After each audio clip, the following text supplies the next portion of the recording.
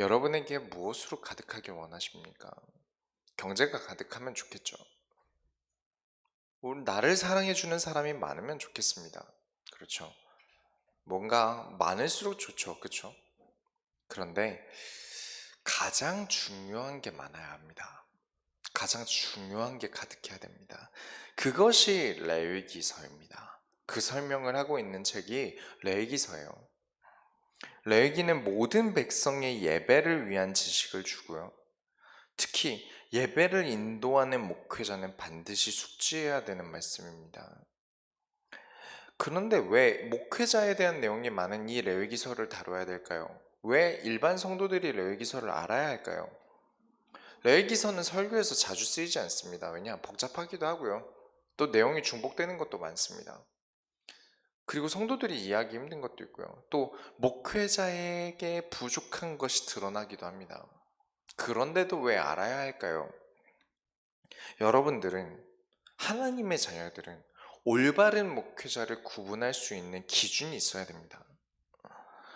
목회자면 다 하나님이 세운 게 아니냐? 거진 다 맞습니다. 그런데 왜 그러냐면 이단들이 자꾸 일어나지 않았습니까? 성경에 거짓 선지자들이 자꾸 일어난다 하지 않았습니까? 우리가 무엇이 올바른지는 구분해야 됩니다.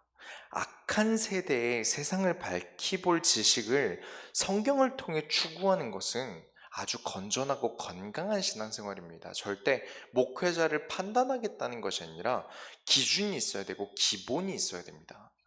성도가 목회자를 볼 때 기본이 있어야 되고 목회자 역시 목회를 해나가면서 기본이 되어 있어야 됩니다. 그렇기 때문에 구분할 수 있는 눈이 있어야죠. 그리고 목회자를 또 이해해야 되는 이유는 소통을 해야 되기 때문입니다. 말이라는 것은요, 한계가 있어요. 절대 다 설명할 수 없습니다. 제가 만지고 있는 이 느낌을 제가 아무리 말로 설명한다 한들 다 설명할 수 없고요. 완전히 완벽하게 전달될 수 없습니다. 그렇죠. 말이라는 것은 한계가 있습니다. 그렇기 때문에 오해라는 게 생깁니다. 사람에게 오해라는 게 생겨요. 친한 친구 사이와 처음 만난 사람이랑 누가 지금 나를 더 잘 이해하겠습니까? 친한 친구가 조금 더 나를 더 이해하겠죠. 내가 하는 말을 더 이해할 것입니다. 누가 더 내가 말하는 의도를 올바르게 알아들을까요? 혹은 나쁘게 얘기하더라도 걔 원래 그래, 절대 본심이 아니야 라고 말할 수 있는 건 나를 오랫동안 본 사람이겠죠. 그런 겁니다. 목회자에 대한 이해도가 높은 만큼 설교라는 게 더 이해가 가는 겁니다. 하나님의 말씀이 더 잘 정확하게 전달되기 위해서라도 목회자에 대한 기본적인 지식이 있어야 돼요. 그래야 온전하게 소통이 됩니다. 그래서 명확하게 전달되기 위해서 그렇습니다. 레위기를 다루는 이 시간이 짧습니다. 레위기 강의를 길게 하진 않을 거예요. 그러나 이 짧다면 짧은 시간이지만 여러분 인생에서는 평생 있어야 되는 것입니다. 기본이기 때문에요. 그래서 여러분 인생에 길게 영원한 응답 속에 들어가는 시간이 되시기 바랍니다. 서론을 짧게 다루자면 레위기서에 히브리어 명칭이 있어요. 히브리어 뜻은 와이크라라는 뜻입니다. 이 뜻을 해석하면 또다시 부르셨다라는 뜻이에요. 처음 하나님이 우리를 부르신 게 언제입니까? 처음 하나님이 우리를 언제 부르셨죠? 구원받을 때 부르셨습니다. 그리고 우리는 매번 예배 때마다 또다시 부르신 것입니다. 전도 현장에서 전도를 해보면요, 영접은 정말 많이 일어납니다.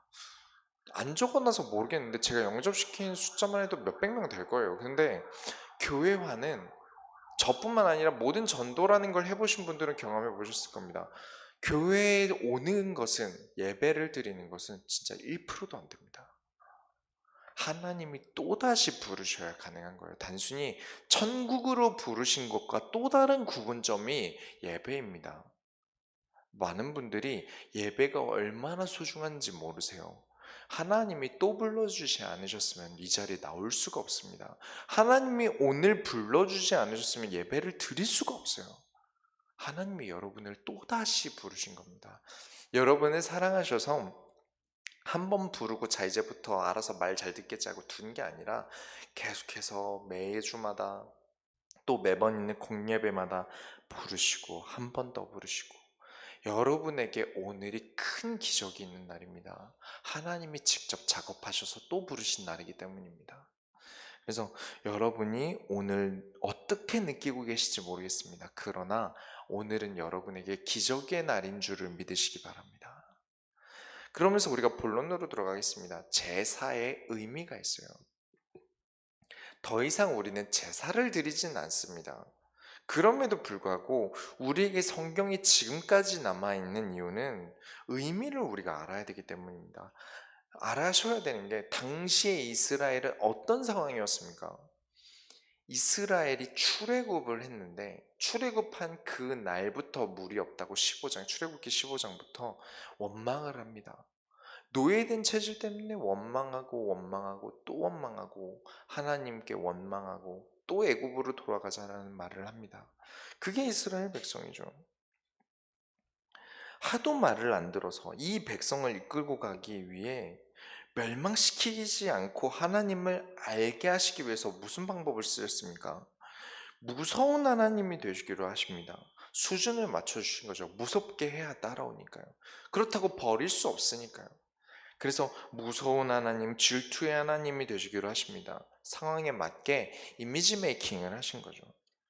그리고 제사를 어떻게 드려야 되는지 알려주십니다. 왜냐? 이 백성은 어떤 백성입니까? 목이 곧은 백성입니다. 하나님이 직접 만나 주시면 내가 하나님 봤다? 나는 특별한 존재야? 이러면서 갑자기 이단들이 나는 헛소리를 시작하게 돼요. 그렇다고 존귀한 자로 구분된, 하나님 앞에서 범죄하지 않고 오해하지 않고 겸손한 자들만 따로 부르면 어떻게 됩니까? 이스라엘 백성들에게 구원을 설명할 기회가 없어져요. 하나님이 그 사람들에게도 만나주셔서 구원을 이루셔야죠. 그런데 차별하게 돼버리게 되는 겁니다. 하나님이 만나주시지 않으면요. 그래서 직접적으로 만나지 않고 간접적으로 만나주시기로 하십니다. 이스라엘 백성을 가르치기 위한 방법으로 제사라는 걸 선택하세요. 그래서 처음에는 속죄제만 드렸는데 제사를 5개나 만드세요. 그만큼 이스라엘 백성을 만나고 싶어 하셨고요. 이스라엘 백성을 가르치고 싶어 하셨어요. 그래서 기회를 주고 계신 것입니다.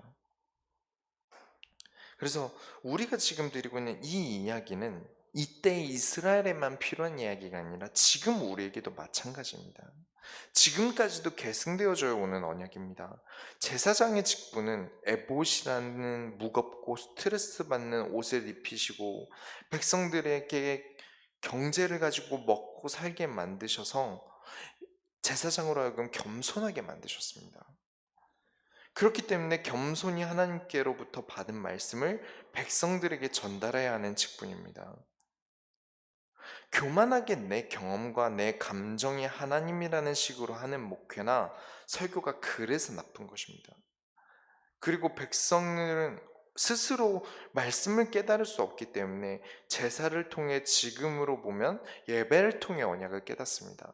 목회자는 겸손하게 말씀을 전하고, 그렇기 때문에 이 겸손하게 전해진 말씀이 어떤 것이 섞이지 않았고 순수하게 전달되었기 때문에 하나님이 이 작업을 먼저 하시고 백성에게 올바르게 말씀을 깨달을 수 있도록 작업하고 계시는 행위적인 움직임이 제사입니다.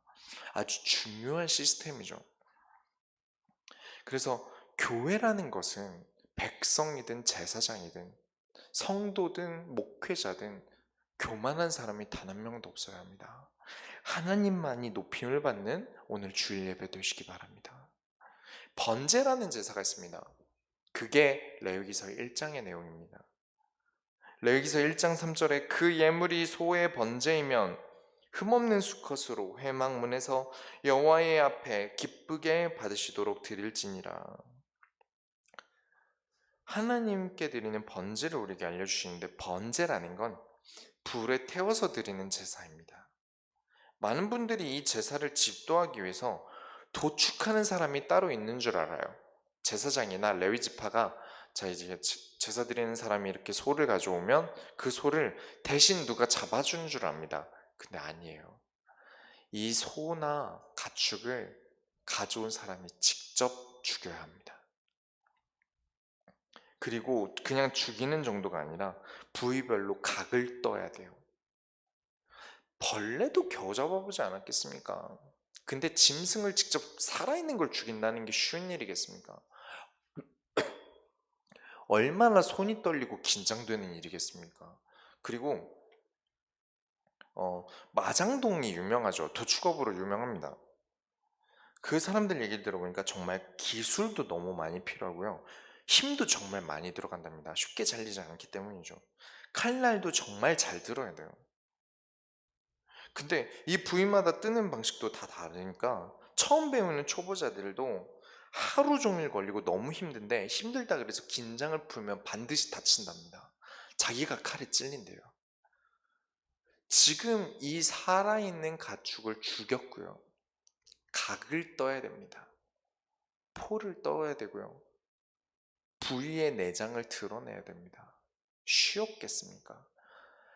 길게는 이틀, 3일도 걸렸을 거예요. 그리고 씻을 틈도 없습니다.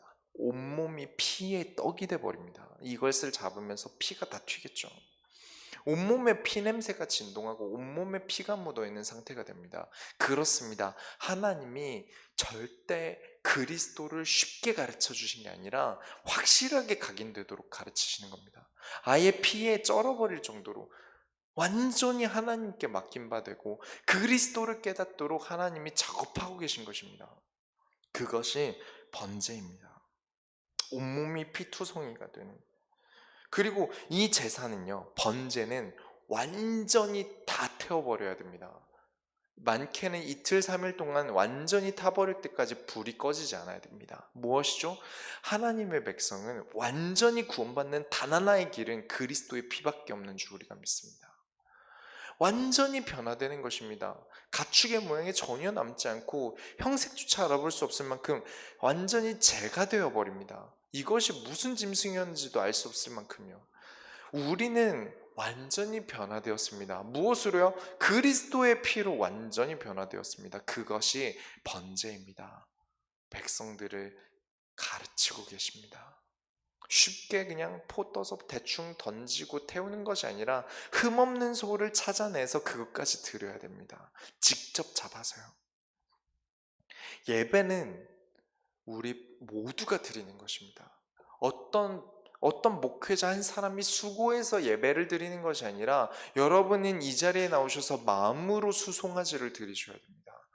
지금 이 자리에서 여러분은 살아있는 소를 죽이고 각을 뜨고 계셔야 됩니다. 말씀을 듣는 것, 예배를 드린다는 것은 그런 것입니다. 모든 사람이 하나님의 예배에 참여되어지기 원합니다. 그리고 두 번째로 소제라는 것이 있습니다. 2장 13절에 내 모든 소제물에 소금을 치라.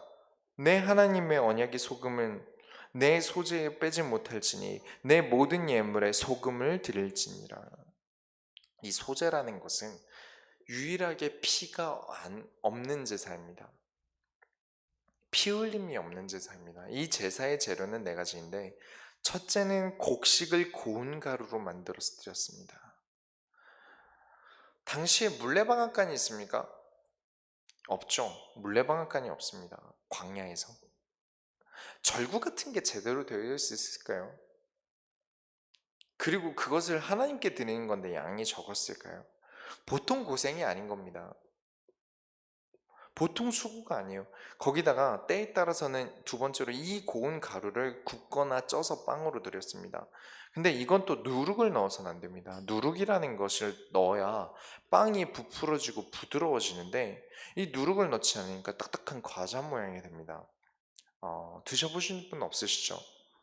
그래서 저도 못 먹어봤는데 이제 시대가 좋아져서 이걸 이스라엘 쪽에서 수입을 하더라고요. 그래서 주문을 해놨습니다. 도착하는 대로 그 주 주일날 같이 먹어봤으면 좋겠어요. 그런 무교병을 주문해놨습니다. 또 첫 이삭을 볶고 쪄서 유황을 부어서 드렸습니다. 또 첫 곡식을 그대로 드리기도 했습니다. 힘들게 농사해서 얻은 첫 열매를 가장 기다린 사람이 누구겠습니까? 농부겠죠. 그걸 가장 먼저 취해서 가장 먼저 먹을 것입니다. 그런데 하나님이 너희가 먼저 먹지 말아라. 무조건 첫 열매는 하나님께 드려라 합니다. 왜 그러셨겠습니까? 우리가 그리스도로 사는 세대, 처음 시작의 이름이 누구였습니까? 가인이었죠. 가인이었습니다. 이 가인 이야기를 먼저 드렸는데, 이 정말 힘들게 드리는 이 소재는 특징이 하나 있습니다. 절대 소재만 드릴 수 없어요.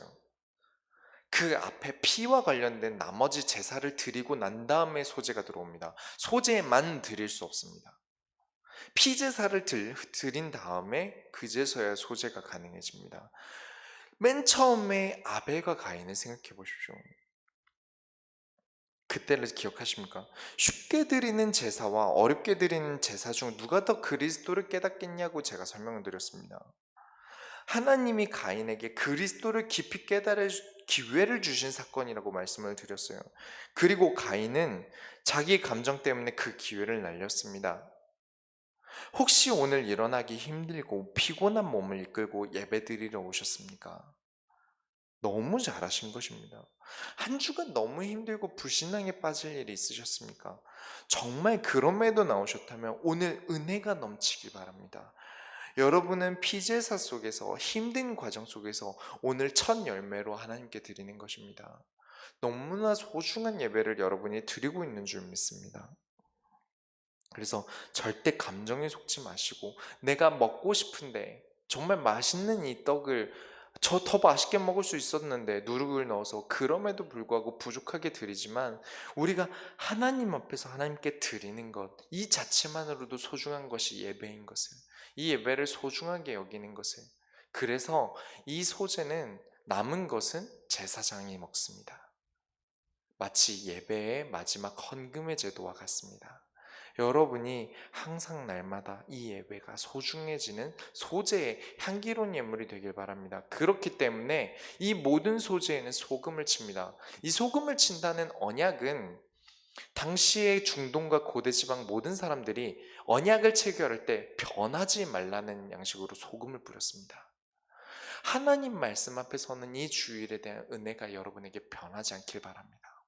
하나님께 드리는 이 예배의 소중함이 여러분에게 변질되지 않길 바랍니다. 여러분 마음에 하나님의 소재의 언약의 소금을 뿌리시기 바랍니다.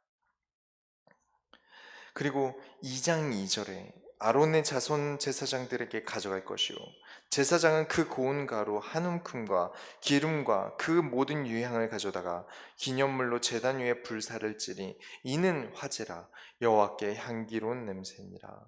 여러분이 그렇게 사시고 이 예배를 드리신다면 여러분은 향기로운 여러분 인생이 그 전에 어때였든 간에 상관없이 언약의 피로 말미암아 그리고 하나님께 드려지는 것으로 말미암아 여러분의 인생은 향기나는 인생이 되실 줄 믿습니다. 세 번째로 화목제가 있습니다. 3장 1절에 사람이 만일 화목제의 제물을 예물로 드리되 소로 드리려면 수컷이나 암컷이나 흠없는 것으로 여호와 앞에 드릴지니 앞에 번제와 소제는 의무입니다. 반드시 예배 때 드려야 되는 것입니다. 그러나 이 화목제는 하나님께 감사함을 가진 사람이 자원으로 드리는 제사예요. 소, 양, 염소 이 세 가지 짐승이 되는데 번제랑 차이점이 있다면 양과 염소까지 사람이 직접 잡아야 됩니다.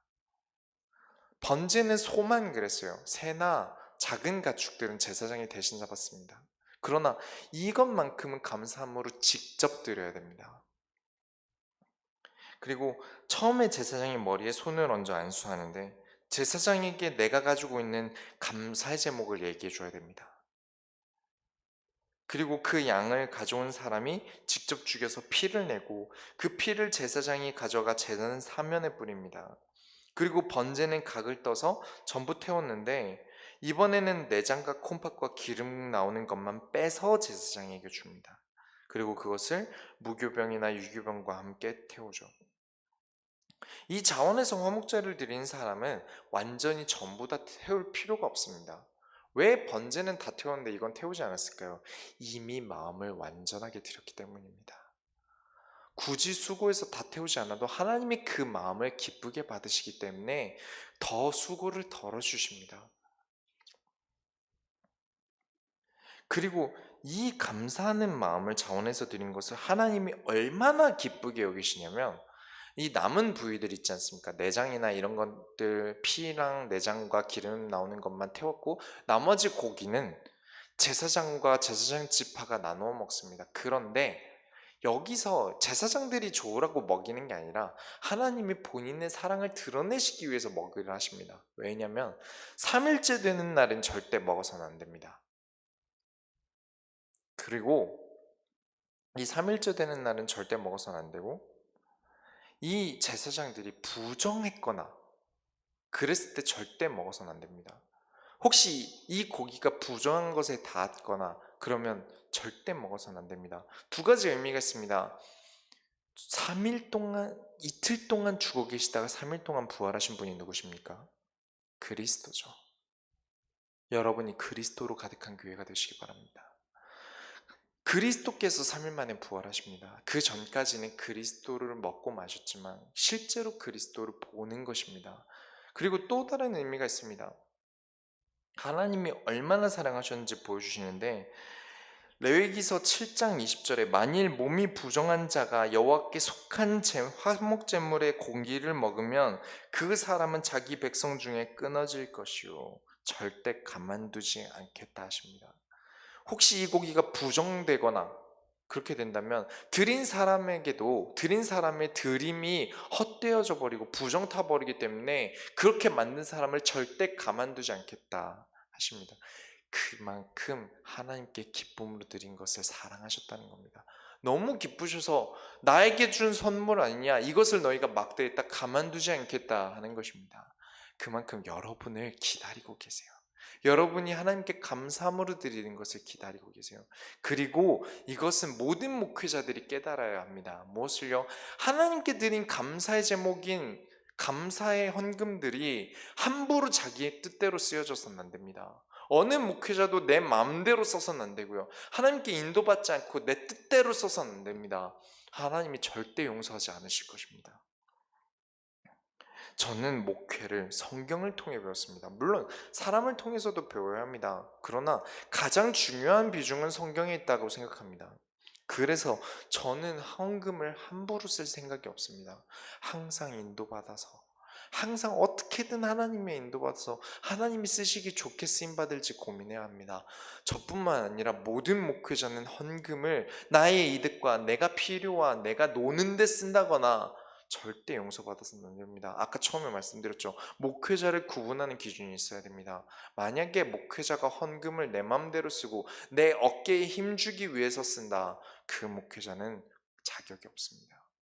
그래서 이런 것들을, 그 목회자를 하나님이 가증하게 여기신다는 것을 여러분이 아시기 바랍니다. 네 번째로 속죄제가 있습니다.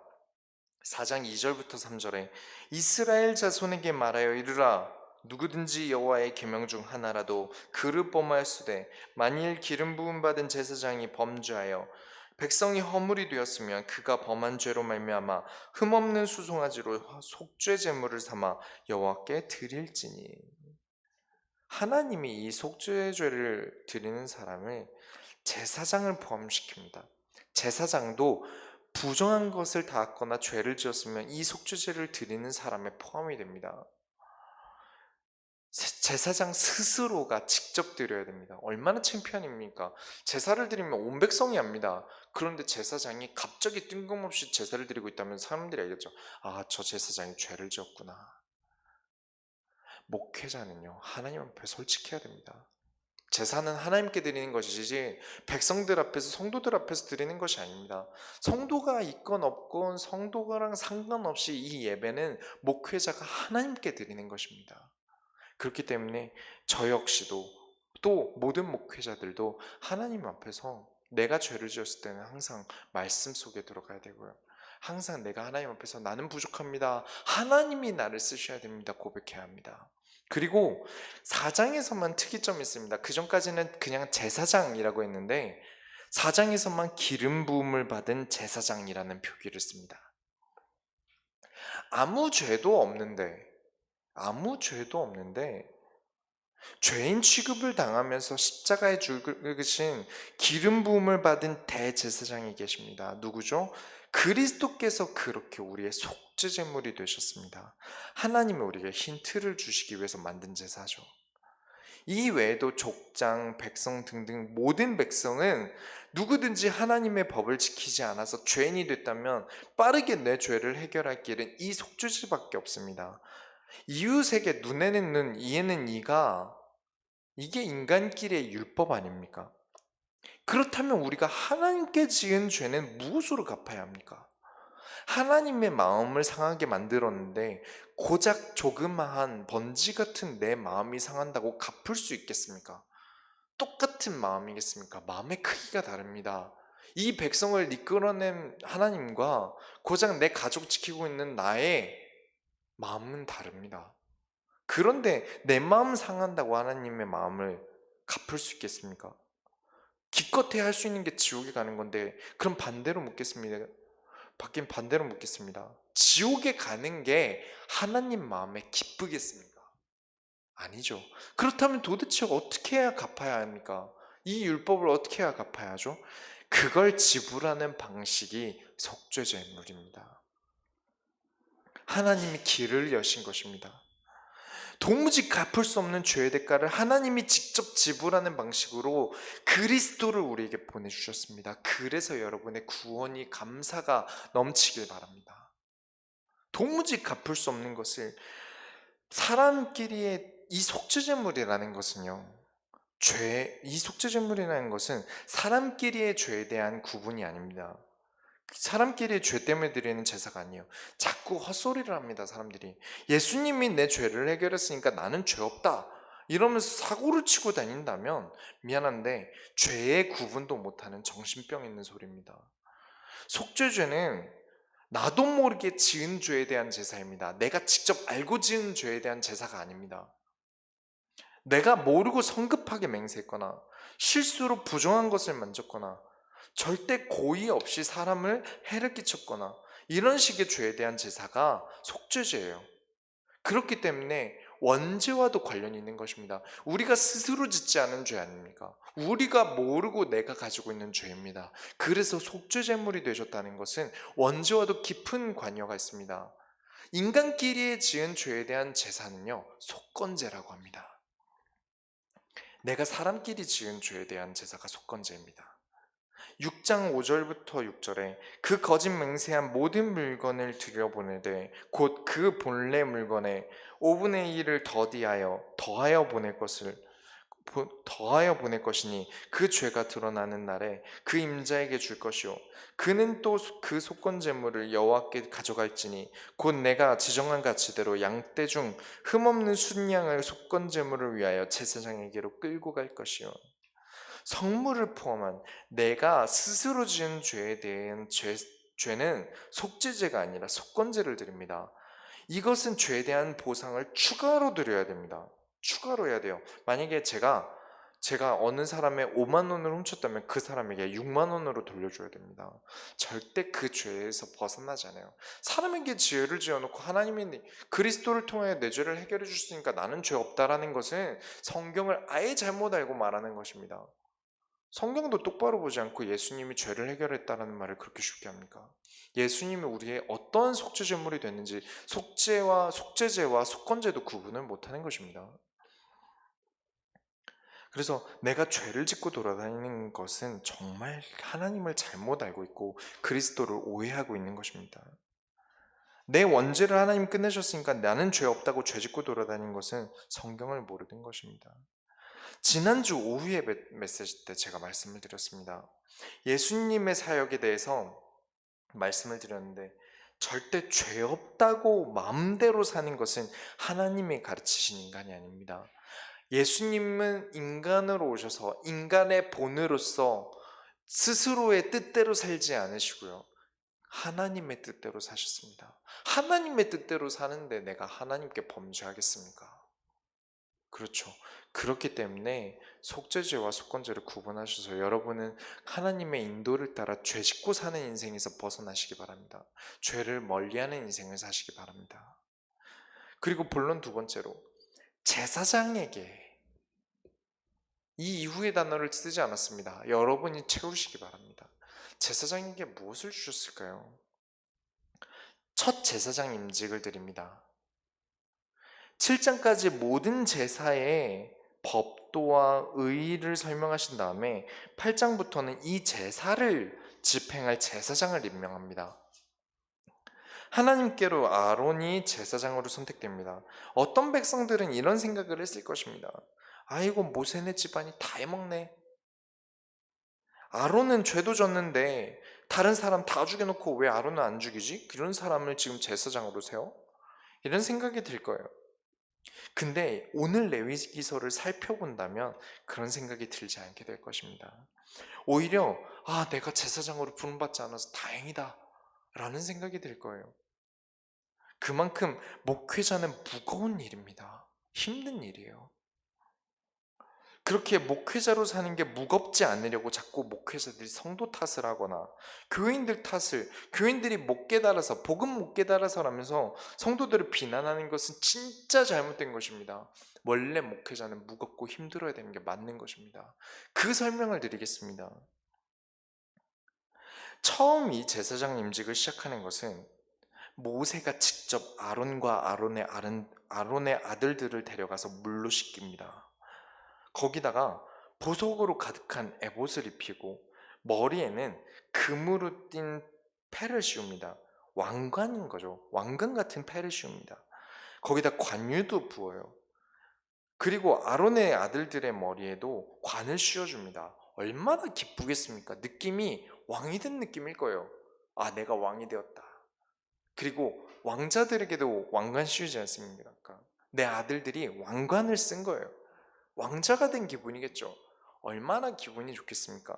또 옷도 에봇을 입히고 보석으로 된 옷을 입는데 심지어 거기도 금실로 짠 옷 아닙니까?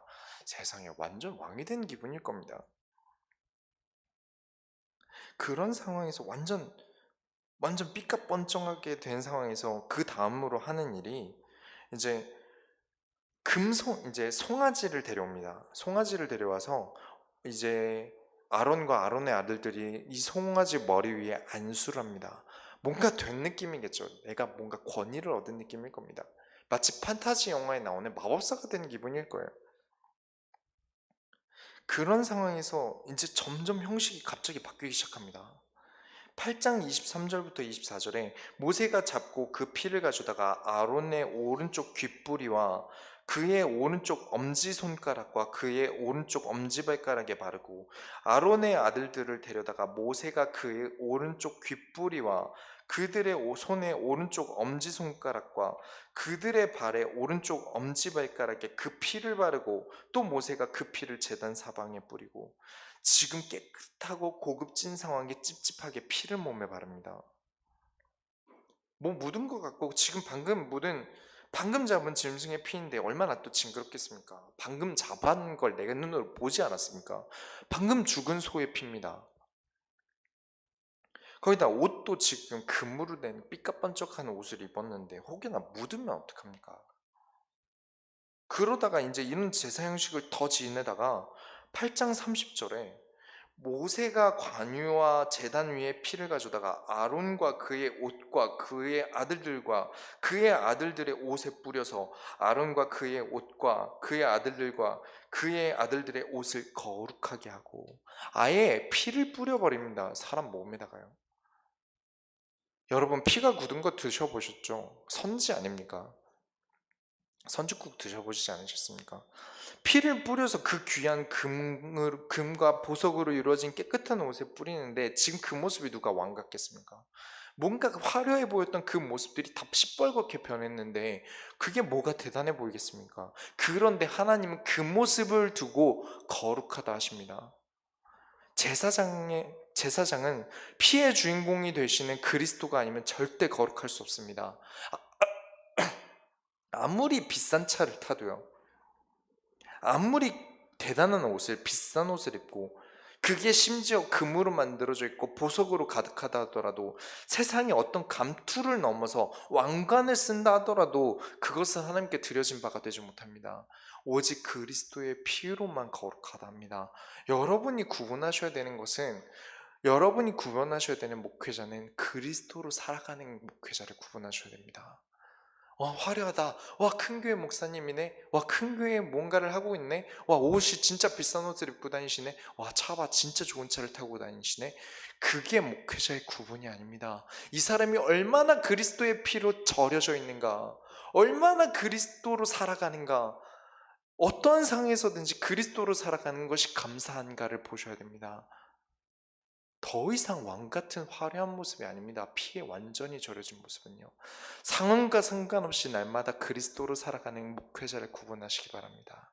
그리고 목회자는 그런 존재여야 합니다. 화려한 존재가 아니라 날마다 그리스도의 피로 살아가는 존재입니다. 절대 화려한 모습으로 살아가는 것이 중요하지 않습니다. 이런 임직 제사를요, 일주일 동안 합니다. 하루 그냥 피 바르고 되는 게 아니라 일주일 내내 피에 절여져 버리는 제사를 드려야 됩니다. 그게 그렇게 하면서 가르치고 계신 거죠. 일주일 동안 너는 이런 존재야, 제사장은 이런 존재고 레위 지파는 이런 존재다라면서 일주일 동안 피로 가르치고 계신 것입니다. 백성은 길어야 3일인데 제사장은 일주일 내내 가르치세요. 여러분은 교회가 무엇인지 아시기 바랍니다. 하나님을 사랑하기에 그리스도를 보내신 하나님의 마음을 알고 그 그리스도를 말하고 그 그리스도께서 피값 주고 사신 성도를 사랑하지 않는다면 그 교만한 목회자는 목회자의 자격이 없습니다. 또 두 번째로, 지금 아론의 아들들이 죽게 됩니다. 10장 1절부터 2절에 아론의 아들 나답과 아비후가 각기 향로를 가져다가 여호와께서 명령하지 아니하신 다른 불을 담아 여호와 앞에 분향하였더니 불이 여호와 앞에서 나와 그들을 삼키매 그들이 여호와 앞에 죽은지라. 이 불이라는 게 원래 불 종류가 있다기보다 옮겨져 가는 형식과 규율이 있습니다. 그냥 아무 불이나 그냥 찍 붙여서 되는 게 아니라 불을 옮겨서 다녀야 돼요. 옮겨 붙는 순서가 있고 방향이 있는 것이죠. 이게 정확히 어떤 루트였는지는 모르겠습니다. 기록되지 않았었으니까요. 그러나 이제 아마 손쉽게 하려고 한 것이겠죠. 가까운 데서 빨리 옮기고.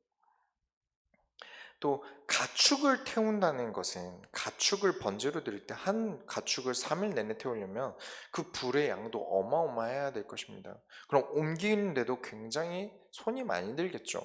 무거울 것이, 굉장히 무게가 상당할 것이에요. 일이 힘들었을 겁니다. 그래서 대충 가까운 데 있는 불을 옮긴 것으로 추측이 됩니다만 성경이 없기 때문에 확신할 수는 없습니다. 분명한 것은 하나님이 시키는 대로 하지 않았다는 사실입니다. 그래서 아론의 아들 둘이 죽어버려요. 이 일이 있자마자 10장 3절에 모세가 아론에게 이르되 이는 여호와의 말씀이라 이르시기를 나는 나를 가까이 하는 자 중에서 내 거룩함을 나타내겠고 온 백성 앞에서 내 영광을 나타내리라 하셨느니라. 아론이 잠잠하니. 아론이 잠잠합니다. 아론의 특기가 무엇입니까? 말 아닙니까? 말 잘해요. 그런데 금송아지 이후에 일어난 사건입니다. 금송아지 이후에는 말을 안 해요. 금송아지 사건은 아론의 특기를 하나님이 원하지 않는 데 써서 생긴 사건 아닙니까? 아론의 아들들이 하나님이 원하지 않는 불을 옮기다가 사건이 생겼습니다. 공통적으로 느끼는 바가 있겠죠. 하나님이 원하지 않는 특기를 살린 것, 하나님이 원하지 않는 불을 옮겨 담은 것, 둘 다 공통점이 있는 것입니다. 지금 아론이 죽은 아들들의 형제들 때문에 얼마나 슬프겠습니까? 그런데 10장 6절에 모세가 아론과 그의 아들 엘르아살과 이다말에게 이르되 너희는 머리를 풀거나 옷을 찢지 말라. 그리하여 너희가 죽음을 면하고 여호와의 진노가 온 회중에게 미침을 면하게 하라. 오직 너희 형제 이스라엘 온 족속은 여호와께서 치신 불로 말미암아 슬퍼할 것이니라. 아론과 아들들에게 슬프다고 하나님 앞에서 단정하게 한 머리를 풀거나 하나님이 주신 옷을 찢지 말라고 경고하십니다. 단순히 아론과 아들들이 죽는 문제가 아니라 여호와의 진노가 온 백성에게 미침을 면하게 하기 위해서입니다. 그만큼 무거운 직책을 갖고 있어요. 아들이 죽었는데 슬퍼해서도 안 됩니다. 슬픈 티도 내서는 안 돼요. 목회자에게 성도들의 목숨을 맡기셨습니다. 때로는 가족을 희생해야 될 때도 있고요. 나 자신도 희생해야 됩니다. 그게 목회자예요. 아들을 잃었다 할지라도 입을 함부로 놀리면서 하나님도 너무하시지 나는 슬퍼하지도 못합니까? 내가 제사장이기 이전에 아버지 아닙니까? 라고선 핑계할 수도 있었어요. 그런데 그렇게 말을 못하게 하십니다. 제사장이기 이전에 아버지가 아니라 제사장은요 아버지기 이전의 제사장입니다. 레위기서 21장 4절에 제사장은 그의 백성의 어른인즉 자신을 더럽혀 속되게 하지 말지니라 하나님 명령하셨거든요. 가장 고독할 수 있고요 가장 어려운 일이 목회입니다. 아무리 슬픈 일이 있어도 내색해서는 안 되고 힘 빠지는 일이 있어도 티를 내서는 안 됩니다. 간혹 그런 분들 계셔요. 목회자는 뜨거워야 한다. 틀리더라도 뜨겁고 에너지 있게 해야 된다 라고 얘기하시는 분들이 더러 계시더라고요. 뭐 좋습니다. 그래야 할 때도 있겠죠. 하지만 틀리더라는 부분은 잘못된 것입니다. 목회자는 정말 무거운 직책을 갖고 있기 때문에 절대 틀리려고 해서는 안 됩니다. 틀려도 괜찮아. 난 뜨겁겠어 라고 핑계해서는 안 됩니다. 내가 틀려서는 안 됩니다. 물론 틀릴 수밖에 없죠. 인간이니까요. 그때는 하나님 앞에서 잠잠해야 합니다. 그리고 하나님께 속죄제물을 드려야죠.